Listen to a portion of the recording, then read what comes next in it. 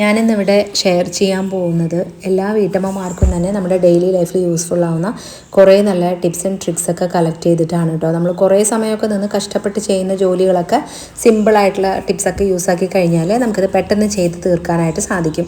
അങ്ങനെയുള്ള കുറേ നല്ല ടിപ്സാണ് ഇന്നത്തെ വീഡിയോയിൽ ഞാൻ ഉൾപ്പെടുത്തിയിരിക്കുന്നത്. അപ്പോൾ ഇനി നമുക്ക് നേരെ വീഡിയോയിലോട്ട് പോവാം. അപ്പോൾ ആദ്യത്തെ ടിപ്സ് എന്താണെന്ന് വെച്ചാൽ, ഇപ്പോൾ നമ്മൾ വീട്ടിൽ കുക്ക് ചെയ്യാനായിട്ടൊക്കെ നമ്മൾ മുട്ട യൂസ് ചെയ്യാറുണ്ട്. ഇപ്പോൾ അത് ഞാൻ ബ്രൗണി ഉണ്ടാക്കാൻ വേണ്ടിയിട്ടാണ് കേട്ടോ അപ്പോൾ ഈ ഒരു മുട്ട പൊട്ടിക്കുന്നത്. അപ്പോൾ ഈ ഒരു 3 മുട്ടയും നമ്മളിതുപോലെ പൊട്ടിച്ച് കഴിഞ്ഞാൽ അതിനകത്ത് ആ തോടിനകത്ത് മുട്ടയുടെ അംശം കുറച്ച് ഉണ്ടാവുമല്ലോ. അപ്പോൾ നമ്മൾ ഈ മുട്ടയുടെ ഈ ഒരു ഇതുണ്ടല്ലോ അത് നമ്മൾ കുറച്ചിങ്ങനെ കയ്യിലേക്ക് എടുത്തിട്ട് അതിൻ്റെ ഉള്ളിലുള്ളത് മുഴുവൻ നമ്മൾ ഫേസിൽ നമുക്ക് മുട്ട അപ്ലൈ ചെയ്യാം കേട്ടോ. നമ്മൾ പൊതുവേ നമ്മുടെ മുഖത്ത് മുട്ടയുടെ വെള്ള നമ്മൾ ഫേസിൽ അപ്ലൈ ചെയ്യുകയാണെന്നുണ്ടെങ്കിൽ ആൻറ്റി ഏജിങ് ഒക്കെ തടയാനും അതുപോലെ ഫേസ് നല്ല ടൈറ്റ് ആവാനും ഒക്കെ വളരെ നല്ലതാണ് കേട്ടോ. അപ്പോൾ അതിനായിട്ട് നമ്മൾ പ്രത്യേകിച്ച് മുട്ട പൊട്ടിച്ചെടുക്കാതെ ഇതുപോലെ നമ്മൾ യൂസ് ചെയ്യുന്ന മുട്ട ഉണ്ടെന്നുണ്ടെങ്കിൽ അതിനകത്ത് നിന്ന് നമുക്ക് ഈ ഒരു ലെവലിൽ നമുക്ക് കിട്ടും കേട്ടോ. അപ്പോൾ ഇത് നമുക്ക് ഫേസിൽ അപ്ലൈ ചെയ്ത് കൊടുക്കാവുന്നതാണ്. അതിനുശേഷം നമ്മൾ ഈ ഒരു മുട്ടത്തോട് നല്ലോണം ഒന്ന് കഴുകി ഉണക്കി നമുക്ക് എടുത്ത് വെക്കാം കേട്ടോ. പിന്നെ ഇത് മുട്ടത്തോട് യൂസ് ചെയ്തിട്ടുള്ള ടിപ്സ് ഞാനിതിന് മുമ്പുള്ള വീഡിയോയിൽ അപ്ലോഡ് ചെയ്തിട്ടുണ്ട് കേട്ടോ. കാണാത്തവരാണെന്നുണ്ടെങ്കിൽ ചെന്ന് കണ്ടു നോക്കുക. ഇനിയിപ്പോൾ അടുത്തതായിട്ട് നമ്മളെപ്പോഴും മത്തിയൊക്കെ വാങ്ങിക്കഴിഞ്ഞാൽ നമ്മളിതുപോലെ സാധാരണ ഫ്രൈ ചെയ്യുക. അപ്പോൾ ഇങ്ങനെ ഫ്രൈ ചെയ്തെടുക്കുക കേട്ടോ. നന്നായി ഒന്ന് ഫ്രൈ ചെയ്ത് ജസ്റ്റ് ഒന്ന് 2 സൈഡൊന്ന് വേവിച്ചാൽ മാത്രം മതി എണ്ണയിലിട്ടിട്ട്. അതിന് ശേഷം നമ്മളിത് ഇതുപോലെ ഒരു 10 മീനൊക്കെ ഉണ്ടാവും കേട്ടോ. വലിയ മത്തിയാണ്, അത് നമ്മൾ മാറ്റി വെച്ചിട്ടുണ്ട്. ഇനി നമ്മൾ ആ മീൻ വറുത്ത അതേ സെയിം എണ്ണയിൽ തന്നെ കുറച്ച് വെളിച്ചെണ്ണ ഒഴിച്ചു കൊടുക്കുക, കടുക് ഇടുക, ഒരു ചെറിയ പീസ് ഇഞ്ചി, അതുപോലെ തന്നെ ചെറിയുള്ളി, പച്ചമുളക്, കുറച്ച് വെളുത്തുള്ളിയും അതുപോലെ കുറച്ച് കറിവേപ്പിലയും കൂടി ഇട്ടിട്ട് നമ്മളിതിനെ നന്നായി ഒന്ന് വഴറ്റിയെടുക്കുക കേട്ടോ. നമ്മൾ ഫ്രൈ ചെയ്ത് വെച്ചിരിക്കുന്ന മീനുണ്ടല്ലോ അത് നമ്മൾ ഇങ്ങനെ ഓരോന്നും നുള്ളി സെപ്പറേറ്റ് ചെയ്തെടുക്കുക. അതിൻ്റെ മീനിൻ്റെ മുള്ള് മാറ്റിയിട്ട് നമ്മളിതിനൊന്ന് സെപ്പറേറ്റ് ചെയ്തെടുക്കുക കേട്ടോ.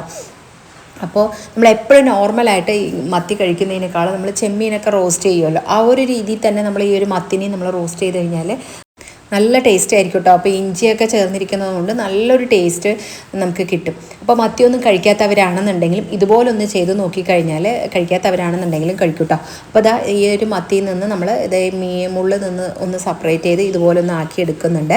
ഇനി നമുക്ക് അടുത്തതായിട്ട് ഇതിലേക്ക് ഒരു തക്കാളി എടുക്കുന്നുണ്ട് കേട്ടോ. വലിയ തക്കാളി ആണെങ്കിൽ ഒരെണ്ണം, ചെറുതാണെന്നുണ്ടെങ്കിൽ നമുക്ക് 2 എടുക്കാവുന്നതാണ്. അത് നന്നായി ഒന്ന് കഴുകി ചെറിയ പീസായിട്ടൊന്ന് മുറിച്ചെടുക്കാം. അല്ല എന്നുണ്ടെങ്കിൽ നമുക്കിത് മിക്സിയിലിട്ടൊന്ന് അരച്ചെടുക്കണം എന്നുണ്ടെങ്കിൽ ഒന്ന് അരച്ചെടുത്താലും മതിയാവും കേട്ടോ. ഇപ്പോൾ നമ്മൾ ഒരു പേസ്റ്റ് രീതിയിലാക്കിയിട്ട് നമുക്ക് ചേർത്താലും കുഴപ്പമില്ല. അപ്പോൾ ഞാൻ ഈ ഒരു രീതിയിൽ തന്നെ അങ്ങനെ ഇട്ട് കൊടുക്കുന്നുണ്ട്. ഇട്ട് കൊടുത്ത് അതിനെ നന്നായി ഒന്ന് വഴറ്റിയെടുക്കുക. ഇനി നമുക്കിതിലേക്ക് പൊടികൾ ചേർക്കാനുണ്ട് കേട്ടോ. ഒരു 1/4 ടീസ്പൂണോളം തന്നെ കുരുമുളക് പൊടിയും, 1/4 ടീസ്പൂണോളം മുളക് പൊടിയും, 1/4 ടീസ്പൂണോളം മഞ്ഞൾപ്പൊടിയും, അതേപോലെ തന്നെ 1/4 ടീസ്പൂണോളം മല്ലിപ്പൊടിയും, അതുപോലെ കുറച്ച് ഗരം മസാല പൊടിയും കൂടെ ചേർത്ത് കൊടുക്കുന്നുണ്ട് കേട്ടോ. ഫിഷ് മസാല ഉണ്ടെന്നുണ്ടെങ്കിൽ ഫിഷ് മസാലയും ചേർത്ത് കൊടുക്കാവുന്നതാണ്. എല്ലാം വളരെ കുറച്ച് ചേർത്താൽ മതി, കൂടി പോകരുത്. നമുക്ക് ഈ മസാല ഈ ഒരു ഉള്ളിക്കും തക്കാളിക്കും വേണ്ടി മാത്രമാണ് നമ്മൾ ഓൾറെഡി മീനിൽ എല്ലാം ചേർത്ത് നമ്മൾ ഫ്രൈ ചെയ്തെടുത്തതാണ്. അതിനുശേഷം നമ്മളിതിൻ്റെ പച്ചമണം എല്ലാം പോയതിന് ശേഷം നമ്മൾ ഈ ഒരു മത്തി ഉണ്ടല്ലോ നമ്മൾ അത് ഇതിലേക്ക് ചേർത്തെടുത്ത് നന്നായി ഹൈ ഫ്ലെയിമിൽ വെച്ച് ഒന്ന് ഇളക്കിയെടുക്കുക കേട്ടോ. ഇത്രയേ ഉള്ളൂ, നല്ല അടിപൊളി ടേസ്റ്റ് ആയിട്ടുള്ള മത്തി റോസ്റ്റാണ്. സാധാരണ നമ്മളെപ്പോഴും മത്തി നോർമലായിട്ട് ഫ്രൈ ചെയ്യുന്നതൊക്കെ കഴിച്ചു മടുത്തുവെങ്കിൽ ഇതുപോലെ ഒന്ന് ട്രൈ ചെയ്ത് നോക്കുക. എത്ര കഴിക്കാത്തവരാണെന്നുണ്ടെങ്കിലും കഴിച്ചു പോകും കേട്ടോ. ഇനിയിപ്പോൾ അടുത്ത ടിപ്പ് എന്താണെന്ന് വെച്ചാൽ, നമ്മൾ സ്റ്റീൽ പാത്രങ്ങളൊക്കെ എന്തെങ്കിലുമൊക്കെ പുതിയതായിട്ട് വാങ്ങിക്കഴിഞ്ഞാൽ അതിൻ്റെ ഒരു സ്റ്റിക്കർ ഇതുപോലെ ഒട്ടിയിട്ടുണ്ടാവും. അപ്പോൾ അത് നമ്മൾ പറിച്ചെടുക്കുന്ന സമയത്ത് ചിലപ്പോൾ ചിലത് കിട്ടും, ചിലത് പകുതി മാത്രം വന്ന് പകുതി അതിൽ ഒട്ടിപ്പിടിച്ചിരിക്കും. അല്ലെങ്കിൽ നമ്മൾ ഒരുപാട് ബലത്തിൽ പറിച്ചെടുത്താലും അതിൻ്റെ ആ ഒരു പശയുണ്ടല്ലോ ആ ഒരു പ്ലേറ്റിലാണെങ്കിലും സ്പൂണിലാണെന്നുണ്ടെങ്കിലും ഉണ്ടാവും. അപ്പോൾ നമുക്ക് പെട്ടെന്ന് നമുക്ക് റിമൂവ് ചെയ്തെടുക്കാനായിട്ട് ജസ്റ്റ് ഇതുപോലെ ഒന്ന് ഗ്യാസ് കത്തിച്ചിട്ട് ഒന്ന് ചൂടാക്കി എടുക്കുക കേട്ടോ. ചൂടാക്കി എടുത്തു കഴിഞ്ഞാൽ നമ്മൾ ജസ്റ്റ് കൈ കൊണ്ടൊന്ന് തൊട്ടാൽ മാത്രം മതി. ഇത് കണ്ടോ, ഇതുപോലെ നമുക്ക് ആക്കിയെടുക്കാൻ പറ്റും. അപ്പോൾ നമുക്ക് പെട്ടെന്ന് തന്നെ നമുക്ക് സ്റ്റീൽ പാത്രങ്ങളാണെങ്കിലും അലുമിനിയം പാത്രങ്ങളാണെന്നുണ്ടെങ്കിലും നോൺ സ്റ്റിക്കിൻ്റെ പാനാണെന്നുണ്ടെങ്കിൽ ജസ്റ്റ് ഒന്ന് അടുപ്പത്ത് വെച്ചൊന്ന് ചൂടാക്കിയാൽ മാത്രം മതി കേട്ടോ. അപ്പോൾ അതിൻ്റെ ആ ഒരു താഴ്വശത്തും ഇതുപോലൊരു സ്റ്റിക്കർ ഉണ്ടായിരുന്നു, അത് ഞാൻ നേരത്തെ പറിച്ചപ്പോൾ പകുതി എടുത്ത് പകുതി അവിടെ കിടക്കുകയായിരുന്നു കേട്ടോ. അപ്പോൾ അതും ഈ ഒരു രീതിയിലുണ്ട്, ഒന്ന് ജസ്റ്റ് തൊട്ട് കൊടുത്താൽ മാത്രം മതി കേട്ടോ. അപ്പോൾ നിങ്ങൾ ഇതുപോലെ ഒന്ന് പുതിയതായിട്ടുള്ള സ്പൂണോ എന്തെങ്കിലുമൊക്കെ വാങ്ങുന്ന സമയത്ത്, പാത്രങ്ങൾ വാങ്ങുന്ന സമയത്ത് അതിലുള്ള ആ ഒരു സ്റ്റിക്കർ എടുക്കാനായിട്ട് ഈ ഒരു രീതിയിൽ ട്രൈ ചെയ്ത് നോക്കുക. ഇനി അടുത്ത ടിപ്പ് എന്താണെന്ന് വെച്ചാൽ, നമ്മൾ തമ്പനയിൽ കണ്ടതുപോലെ തന്നെ കേട്ടോ, സിങ്കിൽ ഇതൊന്ന് ഒറ്റിച്ച് നോക്കൂ എന്ന് പറയണില്ലേ, ഇതെന്താ സാധനം അറിയോ? ഇപ്പം നമ്മുടെ വീട്ടിൽ ദോശമാവാണെങ്കിലും ഇഡ്ഡലി മാവ് അല്ലെങ്കിൽ ആപ്പത്തിനുള്ള മാവൊക്കെ നമ്മൾ അരച്ച് വെച്ചിട്ടുണ്ടെന്നുണ്ടെങ്കിലും അത് നമുക്ക് വളരെ കുറച്ച് ലാസ്റ്റ് ആകുമ്പോൾ കുറച്ച് ബാലൻസ് വരും. അപ്പോൾ ഇതിപ്പോൾ ദോശയുടെ മാവാണ് കേട്ടോ. അത്യാവശ്യം നല്ലപോലെ തന്നെ പൊളിച്ചു. പിന്നെ നമുക്കത് യൂസ് ചെയ്യാൻ പറ്റില്ല. 2-3 ദിവസമൊക്കെ കഴിഞ്ഞ് കഴിഞ്ഞാൽ പിന്നെ നമുക്കത് ഉപയോഗിച്ചാലും നല്ല ടേസ്റ്റ് ഉണ്ടാവില്ല. അപ്പോൾ നമ്മൾ ഇങ്ങനെ വരുന്ന ബാലൻസ് വരുന്ന മാവ് നമ്മൾ കളയാതെ നമുക്കിത് യൂസ് ചെയ്തിട്ടുള്ള ടിപ്പാണ് കേട്ടോ. അപ്പോൾ അതിൽ നിന്ന് ഞാൻ വളരെ കുറച്ച് എടുത്തിട്ടുണ്ട്. പിന്നെ അതിലേക്ക് നമ്മൾ കുറച്ച് മഞ്ഞൾപ്പൊടി ഇട്ട് കൊടുക്കുന്നുണ്ട് കേട്ടോ. അതായത് ഞാനിവിടെ കസ്തൂരി മഞ്ഞളാണ് ഇട്ട് കൊടുക്കുന്നത്. കസ്തൂരി മഞ്ഞൾ ഇട്ട് കൊടുക്കുക, അല്ലെങ്കിൽ നിങ്ങളുടെ കയ്യിൽ എന്താണോ ഉള്ളത്, മുൾത്താൻ മിട്ടി ഉണ്ടെന്നുണ്ടെങ്കിൽ അതിട്ട് കൊടുക്കാം, അല്ലെങ്കിൽ ബീട്രൂട്ടിൻ്റെ പൗഡർ ഉണ്ടെന്നുണ്ടെങ്കിൽ അതിട്ട് കൊടുക്കാം. എന്നിട്ട് ഇത് നന്നായി ഒന്ന് മിക്സ് ചെയ്തതിന് ശേഷം നമുക്കിത് ഫേസിലും കയ്യിലും കാലിലൊക്കെ നമുക്ക് അപ്ലൈ ചെയ്യാവുന്നതാണ് കേട്ടോ. നല്ല പോലെ തന്നെ ബ്രൈറ്റ്നെസ് ആവാനും. ശരിക്കും കാലിലൊക്കെ അപ്ലൈ ചെയ്ത് കഴിഞ്ഞാൽ കുറച്ച് സമയം ഒരു 20 മിനിറ്റ് നമ്മൾ റെസ്റ്റ് ചെയ്യാൻ വെക്കുക. നമുക്ക് ഈ ഒരു ഇത് ദോശമാവായതായാലും ചെറിയ തരിതരിപ്പൊക്കെ ഉണ്ടല്ലോ. അപ്പോൾ നമുക്കതുകൊണ്ട് ജസ്റ്റ് ഇങ്ങനെ മസാജ് ചെയ്യുകയാണെങ്കിൽ ഒരു സ്ക്രബ്ബറിൻ്റെ ഒരു ഇത് നമ്മൾ ഫേസൊക്കെ കാലൊക്കെ നല്ല നമ്മൾ പെഡിക്യൂർ ചെയ്യുമ്പോഴൊക്കെ നമ്മളൊന്ന് മസാജ് ചെയ്യുമല്ലോ, അതിന് പറ്റിയിട്ടുള്ള ഒരു ചെയ്യാനും അതുപോലെ തന്നെ നമ്മുടെ ഡാർക്ക് സർക്കിളൊക്കെ പോവാനും സ്കിന്ന് നല്ല കട്ടിയുള്ള സ്കിന്നാണെങ്കിൽ അത് സോഫ്റ്റ് ആവാനും ഒക്കെ ഇത് വളരെ നല്ലതാണ്. നമ്മൾ തൈര് യൂസ് ചെയ്തിട്ട് നമ്മൾ ഫേസ് പാക്കൊക്കെ ഉണ്ടാക്കുമല്ലോ, ആ ഒരു രീതിയിൽ തന്നെ നമുക്ക് ഈ ഒരു പുളിച്ച മാവ് യൂസ് ചെയ്തിട്ട് നമുക്ക് ഫേസ് പാക്ക് തൈരില്ല എന്നുണ്ടെങ്കിൽ അത് ചേർക്കാവുന്നതാണ്. എന്നിട്ട് ഇതുപോലെ ഒന്ന് അപ്ലൈ ചെയ്തിട്ട് 20 മിനിറ്റിന് ശേഷം നോർമലായിട്ടുള്ള വെള്ളം യൂസ് ചെയ്തിട്ട് ജസ്റ്റ് ഒന്ന് കഴുകിയെടുത്താൽ മതി കേട്ടോ. ഇല്ലെങ്കിൽ ഇതിൽ കുറച്ച് കടലമാവ് ചേർത്തിട്ടുണ്ടെന്നുണ്ടെങ്കിൽ അത്രയും നല്ലതാണ്. ഞാൻ കടലമാവ് ചേർത്തിട്ടില്ല, കസ്തൂരി മഞ്ഞൾ മാത്രമാണ് ചേർത്തിരിക്കുന്നത്. കടലമാവ് ചേർത്തിട്ടുണ്ടെങ്കിൽ നമ്മൾ ജസ്റ്റ് ഒന്ന് കഴുകിയെടുത്താൽ മതി കേട്ടോ.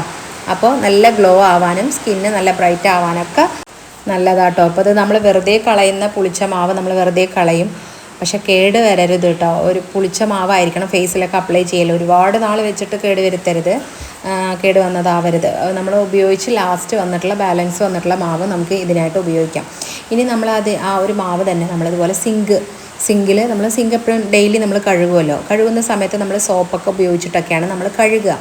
അപ്പോൾ അതിന് പകരം നമ്മൾ സോപ്പോ ഒന്നും തന്നെ വേണ്ട, ഈ ഒരു പുളിച്ച മാവ് മാത്രം മതി കേട്ടോ. അത് നമ്മളിതുപോലെ സിങ്കിൽ തേച്ചിട്ട് നന്നായി കഴുകുകയാണെന്നുണ്ടെങ്കിൽ സിങ്ക് നല്ല ഷൈനിങ് ആവാൻ, നല്ലതുപോലെ തന്നെ നല്ല അഴുക്ക് പോയി അതിൻ്റെ സൈഡിൽ നിൽക്കുന്ന ആ ഒരു അഴുക്കൊക്കെ നമ്മൾ കണ്ണിൽ കാണാത്ത അഴുക്ക് വരെ നമുക്ക് ക്ലീൻ ആക്കി എടുക്കാനായിട്ട് സാധിക്കും. ഇപ്പോൾ ഈ സിങ്ക് മാത്രമല്ല കേട്ടോ, സിങ്കിൻ്റെ സ്റ്റീൽ ടാപ്പ് ഉണ്ടല്ലോ, സ്റ്റീൽ ടാപ്പ്, വാഷ് ബേസൺ, അതുപോലെ തന്നെ ബാത്റൂം വരെ നമുക്കിത് യൂസ് ചെയ്ത് ക്ലീൻ ആക്കാം. വേണമെന്നുണ്ടെങ്കിൽ മാത്രം ഇതിലേക്ക് ഒരു അല്പം സോപ്പ് പൊടി ചേർത്തിട്ട് നമുക്ക് ബാത്റൂമും ക്ലോസറ്റും ഒക്കെ നമുക്കിത് ക്ലീൻ ആക്കി എടുക്കാൻ പറ്റും.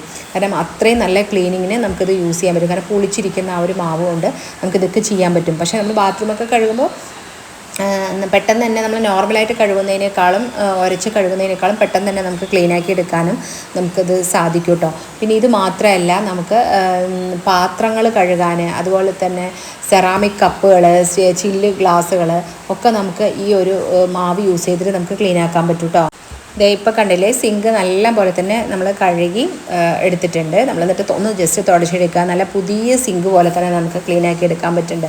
അതുപോലെ തന്നെ പാത്രമൊക്കെ നമുക്ക് കഴുകാനുള്ള സമയത്ത് നമ്മളിതുപോലെ ഈ ഒരു മാവ് എടുത്തിട്ട് ഇതിലേക്ക് നമ്മൾ ഡിഷ് വാഷ് ലിക്വിഡ് ചേർക്കണമെങ്കിൽ ചേർക്കാം, അല്ലെങ്കിൽ നമ്മൾ സോപ്പാണെന്നുണ്ടെങ്കിൽ സോപ്പ് യൂസ് ചെയ്തിട്ടാണ് കഴുകുന്നതെങ്കിൽ വിം ബാറൊക്കെ യൂസ് ചെയ്തിട്ടാണെന്നുണ്ടെങ്കിൽ അത് കുറച്ച് നമ്മൾ അതിൽ നിന്ന് എടുത്തിട്ട് നമ്മളത് ഉപയോഗിച്ചാലും മതിയാവും കേട്ടോ. അപ്പോൾ ഇത് ഞാൻ ഡിഷ് വാഷ് ലിക്വിഡ് ഞാൻ ഉണ്ടാക്കിയതാണ്.